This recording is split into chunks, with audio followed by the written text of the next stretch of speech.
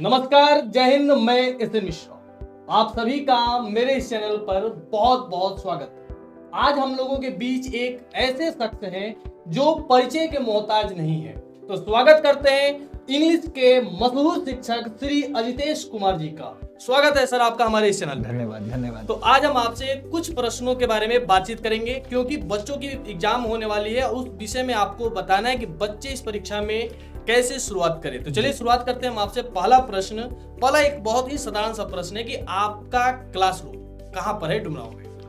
देखिए, वैसे तो मैं शुरू से अपने घर पर हरी जी के हाथा में पढ़ाता आ रहा हूँ।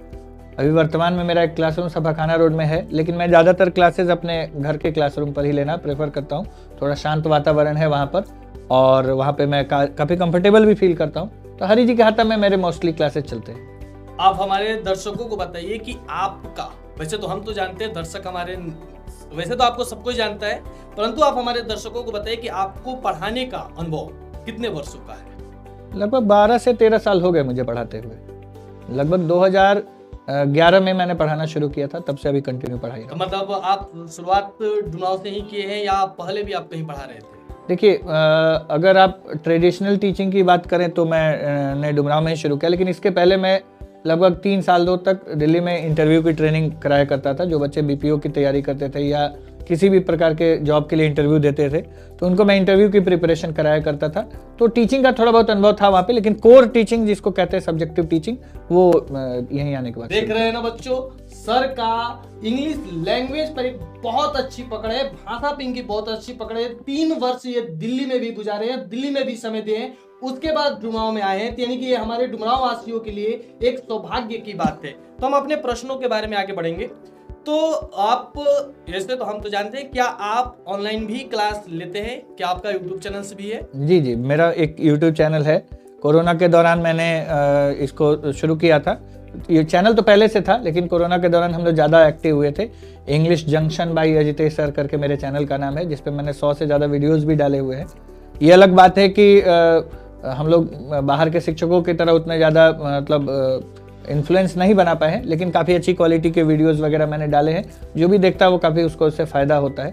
और लाइव टीचिंग बीच में मैंने की थी, लेकिन अभी मैंने बीच में बंद कर दी थी ऑफलाइन टीचिंग शुरू होने के बाद। लेकिन फिर से मेरा प्लान है बहुत जल्द ही कि ऑनलाइन टीचिंग पे भी मैं। तो सब्सक्राइब कर लीजिए बच्चों, English junction by Ajitesh Kumar sir का। वहाँ पे आप मतलब आप इंग्लिश के पूरे कोर्स भी आपको मिल सकते हैं। सर ऑनलाइन क्लास भी English junction by Ajitesh Kumar YouTube channel, वहाँ पे सर इंग्लिश पढ़ाते भी है, तो आप इस चैनल को सब्सक्राइब भी कर सकते हैं। वहाँ पे सर के साथ बहुत सारी चीज आपको फ्री में काफी एक्सपीरियंस मिल जाएगा।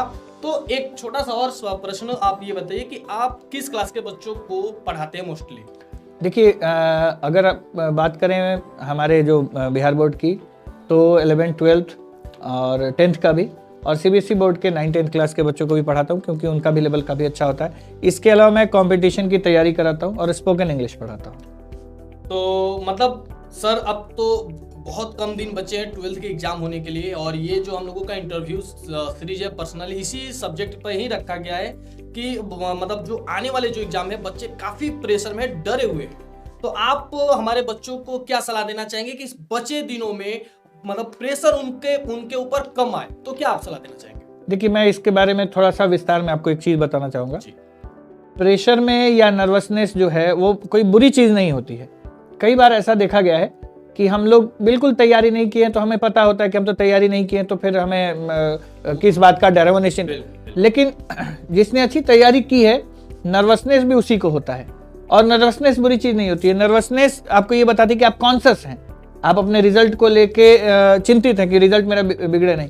फिर भी मैं आप लोगों को, बच्चों को कुछ सलाह देना चाहूँगा इस बारे में कि देखिए, लास्ट के 15 दिन या 20 दिन जब बचे होते हैं, तो हमें नए टॉपिक्स नहीं पढ़ने चाहिए। नए टॉपिक्स नहीं पढ़ने का मतलब ये नहीं है कि जो चीज़ हमने कभी नहीं छुई है उसको ना पढ़िए। जैसे आपने जो पढ़ा है, जिस पे आपको कॉन्फिडेंस है, उसी को आप एक रेगुलर इंटरवल पर रिपीट कीजिए। रेगुलर इंटरवल पर रिपीट करने से क्या होता है कि आपके दिमाग में वो क्वेश्चन, उसके आंसर छप जाते हैं। ठीक है। और दूसरी चीज़ कि जैसे मान लीजिए कि आपने लिटरेचर की मैं बात करूं स्पेशली, तो उन चीज़ों पर फोकस कीजिए जो अक्सर एग्जाम्स में रिपीट होते रह रहे हैं। आपको लगता है कि इस तरीके के क्वेश्चन हमेशा आते हैं और आगे भी आने की संभावना है, तो उनको आप क्लियर रिवीजन जो पढ़ा है आपने बस उसी को रिवाइज करते रहिए। नया पढ़ने से आपका क्या होगा, पुराने वाले पे से भी फोकस हट सकता है। ठीक है ना बच्चों, सर की सलाह आप जरूर मान लीजिए। तो सर अब तो एग्जाम का पैटर्न भी काफी चेंज कर चुका है, पहले से काफी बदल चुका है। 50% ऑब्जेक्टिव है, 50% सब्जेक्टिव है। तो आप बताओ बच्चों को कैसे आप सलाह देना चाहेंगे कि किस तरीके से ऑब्जेक्टिव और सब्जेक्टिव का अलग अलग प्रिपरेशन करें ताकि उनका नंबर और बेहतर आ सके। बिल्कुल, देखिए अच्छा, अब ऑब्जेक्टिव क्वेश्चंस कोई अलग से नहीं आते हैं। अगर आपने किसी लॉन्ग आंसर वाले क्वेश्चन को प्रिपेयर किया है तो आप देखेंगे कि उस लॉन्ग आंसर वाले क्वेश्चंस में बहुत सारे ऑब्जेक्टिव क्वेश्चंस निकल के आ सकते हैं। ठीक है, तो अगर आपने लॉन्ग क्वेश्चंस को अच्छे से प्रिपेयर किया तो ऑब्जेक्टिव का सेक्शन आप कवर कर सकते हैं। इसके बावजूद भी एक दो दिक्कतें होती हैं बच्चों को कि ऑब्जेक्टिव क्वेश्चंस में कई सारे ऑप्शंस लगते हैं कि एक ही जैसे हैं, वो बार बार पढ़ते हैं लेकिन बार बार उनको ये समझ ही नहीं आता है। तो कई बार क्या होता है कि क्वेश्चंस ना भी पढ़ें। मैं अक्सर बच्चों को ये बताता हूँ क्लास में, इसको हम लोग एलिमिनेशन मेथड कहते हैं कि अगर आप क्वेश्चंस ना भी पढ़ें तो आपको 4 ऑप्शंस में से कैसे, जैसे अगर मान लीजिए कि वर्ड सेक्शन का कोई क्वेश्चन है तो कई बार आपको अगर मान लीजिए सिनोनिम पूछ रहा है या एंटोनिम पूछ रहा है तो आपको लगेगा कि 4 ऑप्शंस में से तो 3 ऑप्शंस एक ही मीनिंग वाले हैं। तो जब तीनों एक ही मीनिंग वाले हैं तो वो आंसर हो ही नहीं सकते, क्योंकि उनमें से कोई एक आप चुन ही नहीं सकते। तो ऑटोमेटिकली आपको लगेगा कि चौथा जो विकल्प है जो सबसे अलग है वो आंसर होगा। मतलब आपका कहने का मतलब है कि कई बार ऑप्शन डिपेंड करता है कि क्या होगा, क्वेश्चन कोई मैटर। बिल्कुल, आप क्वेश्चन नहीं भी पढ़ेंगे तो भी कर सकते हैं। ग्रामेटिकल क्वेश्चंस में क्या होता है कि आपको थोड़ा सा कॉन्शियस होके स्टेप बाय स्टेप, जैसे आपने कोई ऑप्शन पढ़ा तो आप देखिए पहले आप अपने क्वेश्चन का पहले आंसर खुद से तैयार कर लीजिए और उसके बाद देखिए कि आपके आंसर से कौन मैच कर रहा है। जैसे वॉइस और नरेशन के क्वेश्चंस में ज़्यादा दिक्कतें होती हैं बच्चों को कि काफ़ी मिलते जुलते क्वेश्चंस होते हैं, तो उन्हें स्टेप बाय स्टेप देखना चाहिए कि क्या क्या मुझे चाहिए आंसर में और उनमें से कौन कौन सी चीज़ हमारे किस ऑप्शन में है। जिस ऑप्शन में है ही नहीं उस ऑप्शन को आप रिमूव कर दीजिए दिमाग से। तो आप हमारे बच्चों को ये भी बता दीजिए कि इंग्लिश के किस पोर्शन से ज्यादा पूछता है एग्जाम में, मतलब बच्चों का किस टॉपिक पे ज्यादा ध्यान रखना चाहिए इस टाइम? देखिए अभी फिलहाल जब से ऑब्जेक्टिव इंट्रोड्यूस हुआ है तब से लिटरेचर और ग्रामर का 60-40 का रेशियो है। ऑलमोस्ट 60% ग्रामेटिकल क्वेश्चंस होते हैं। ऑब्जेक्टिव में तो आधे आधे होते हैं लगभग, और जब सब्जेक्टिव आता है तो उसमें आपको समरी लिखना होता है। देखिए क्या होता है कि हमारे यहाँ के जो बच्चे हैं वो रटने पे ज़्यादा विश्वास रखते हैं, लेकिन मैं बच्चों को ये सिखाता हूँ कि जैसे हम लोग कोई फिल्म देख के आते हैं तो कैसे उसकी कहानी हमारे दिमाग में याद रहती है। तो कोई भी टॉपिक हो उसकी समरी को आप हिंदी में एक स्टोरी के रूप में अपने दिमाग में याद रखिए और एक सिस्टम सीखिए कि आपको समरी कैसे लिखना होता है। जैसे फर्स्ट पैराग्राफ में आपको उसका इंट्रोडक्शन लिखना होता है, फिर दूसरे पैराग्राफ में उसकी बॉडी और लास्ट में आपका कंक्लूजन होता है जस्ट लाइक एन एसे। और उसके बाद क्या करिए, आपने जो हिंदी में याद किया हुआ है उसको एक ट्रांसलेशन के फॉर्मेट में उसको स्टेप बाय स्टेप लिखिए, जिससे आपको रटना नहीं पड़ेगा और आपको जो भी कहानी याद है आप उसको अच्छे से लिख लेंगे। और अंतिम में हम आपसे एक क्वेश्चन पूछेंगे कि बच्चे जो कॉपी लिखते हैं कई बार उनकी कॉपी मतलब फुल हो जाती है, क्वेश्चन अभी बचा रहता है, ठीक है, तो इस बारे में आप बच्चों को क्या सलाह देंगे कि बच्चे कॉपी किस तरीके से लिखे ताकि एग्जामिनर मतलब प्रभावित हो?